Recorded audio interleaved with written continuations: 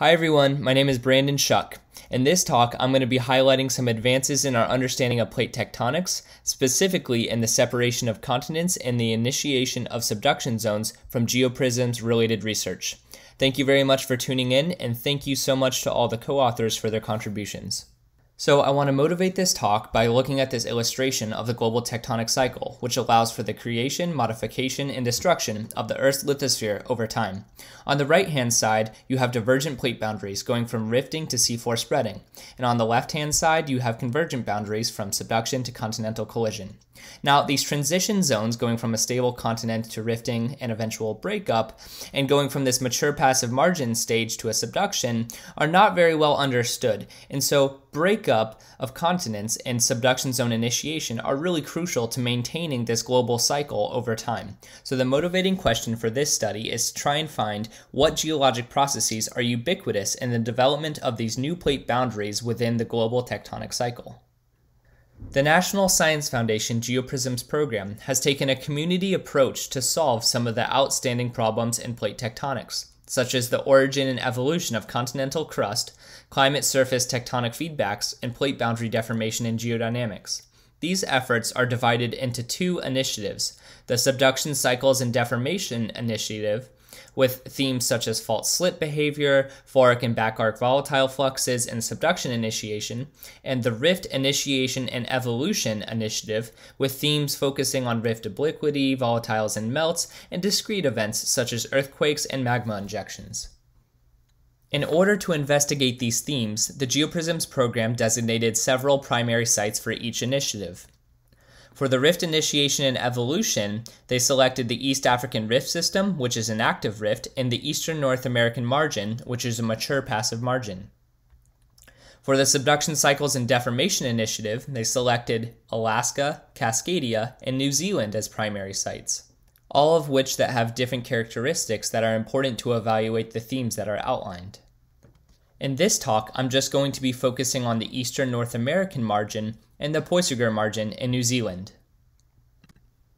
The Poiseuille Margin is located south of New Zealand, where we have an active young subduction zone at an oblique plate boundary. In contrast, along eastern North America, this mature passive margin contains the record of the breakup of Pangaea. Both of these locations are ideal to study plate boundary evolution over time because they've undergone multiple stages of the cycle that I showed you beforehand. So the Poiseuille Margin has gone all the way from a stable continent through rifting to a young seafloor spreading passive margin and went through strike-slip into subduction. The Eastern North American Margin went from a continental collision, a brief period as a stable continent, into rifting, and of course today is a mature passive margin. If we can study the tectonic evolution at both of these locations, then we can get a better idea about the geologic conditions and processes that during one stage of the cycle influence later stages, and therefore lead to the development of new styles of tectonics along these older plate boundaries. So now I'm going to go over some details about things that we've learned in the last decade by GeoPRISMS-led research at both sites. I'll start with the Eastern North American Margin. Now, a large outstanding question here was to try and investigate the feedbacks between magmatism and extension during continental rifting. The idea is that if you have magmatism during rifting, it lowers the yield stress required to rupture the lithosphere, and therefore rifting should proceed faster and more efficient than without magmatism. To better understand this process, the community conducted a seismic experiment in 2014-2015 that consisted of both active and passive source seismic data.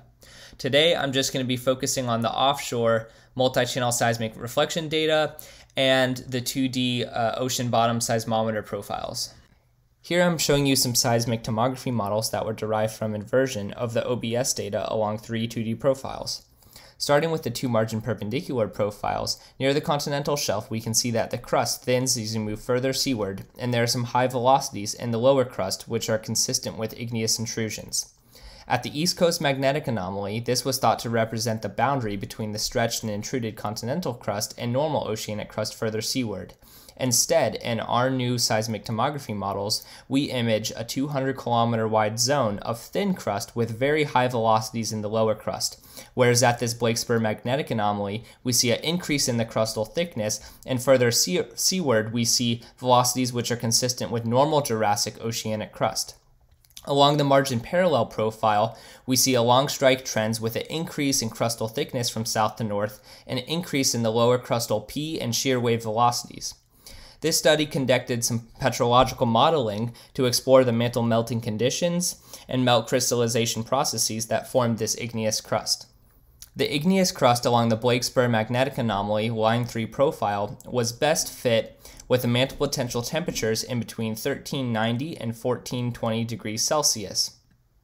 Additionally, a passive mantle upwelling pattern consistent with normal seafloor spreading fits this zone best. To explain this anomalous zone of thin crust with very high velocity lower crust, the best explanation is that shallow mantle melting was prevented, so that less melts were coming out of the system overall, but their average depth of melting was greater so that they were more mafic in composition. The coincident seismic reflection profiles also show some characteristics which support this anomalous zone. In this region, the basement is very rough and the upper crust is heavily faulted. When you get to the Blake-Spur magnetic anomaly, there's a rapid step up in basement and lower crustal root and a transition to a very smooth crust. This faulted and rough region with the thin crust with high velocities in the lower crust is termed the proto-oceanic crust region. The rough and faulted nature of this crust can be best explained by ultra-slow spreading rates. And this nature also supports the presence of a lithospheric lid during seafloor spreading and formation of this crust, and there is a transition at the Blake-Spur magnetic anomaly to normal oceanic crust further seaward. So the combination of the multi-channel seismic reflection images, analyses of the wide-angle seismic data, and petrological models all lead to this new proposed tectonic model for continental breakup and seafloor spreading in the central Atlantic.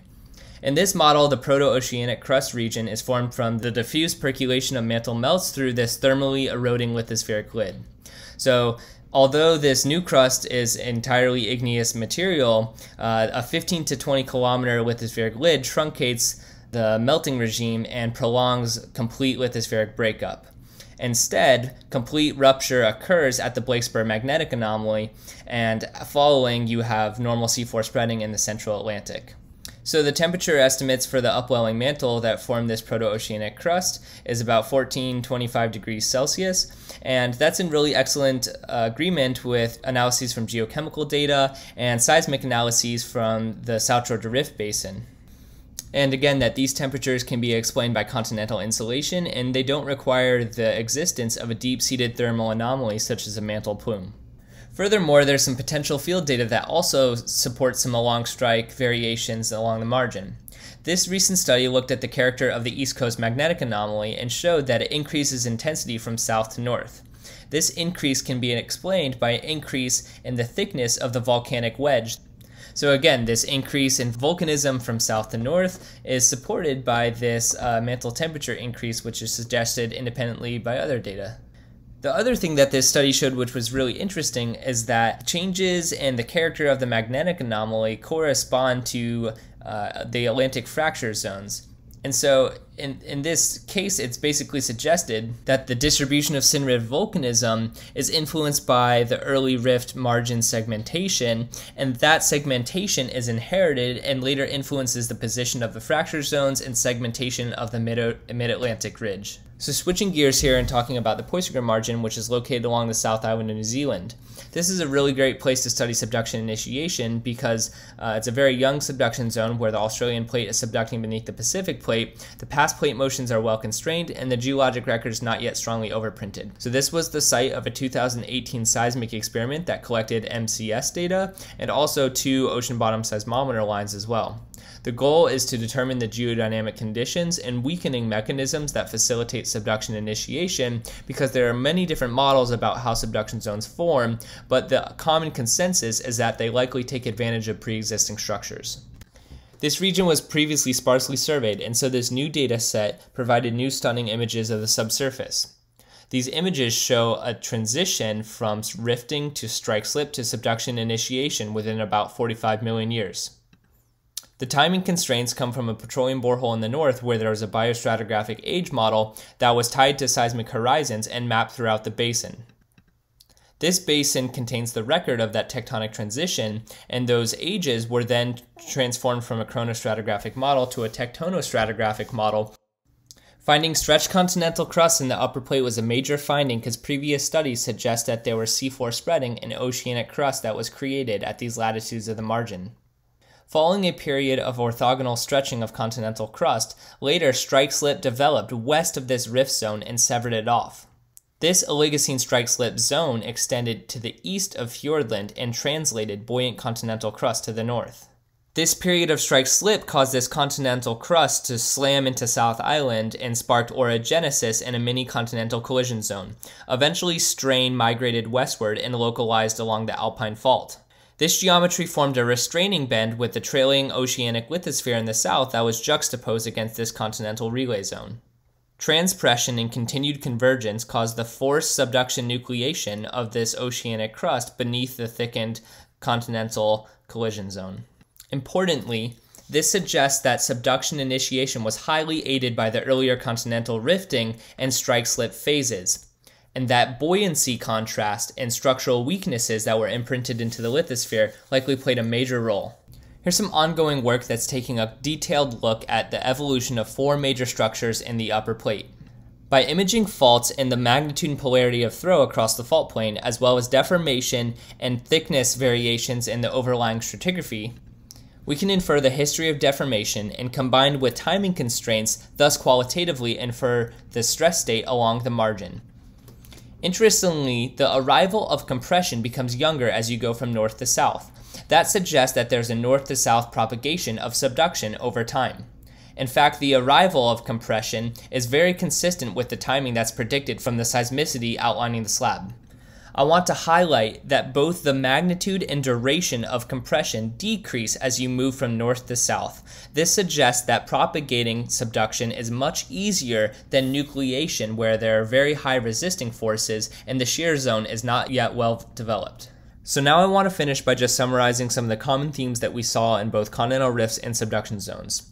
One important thing is the inherited architecture of continental lithosphere. On the Poiseuille margin, the new Eocene plate boundary formed along this older Cretaceous continent-ocean transition.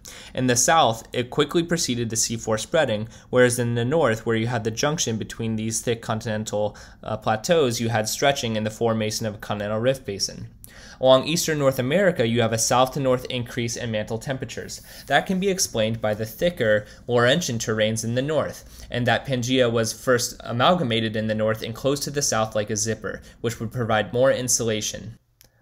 Both margins show that pre-existing lithospheric heterogeneities and weak zones are very important and influence later tectonics. At Poiseuille, you had thin and dense oceanic lithosphere juxtaposed against relatively thick and buoyant continental crust. Therefore, this process not only took advantage of a continent-ocean transition, but also the presence of existing deep-penetrating faults and shear zones in the area, which gradually rotated over time to better accommodate shortening. Along eastern North America, there's a clear progression as contractional structures were later reactivated as the initial rift basins, which influenced the location of magmatism in high-velocity lower crust, which later influenced the segmentation of seafloor spreading in the mid-Atlantic ridge.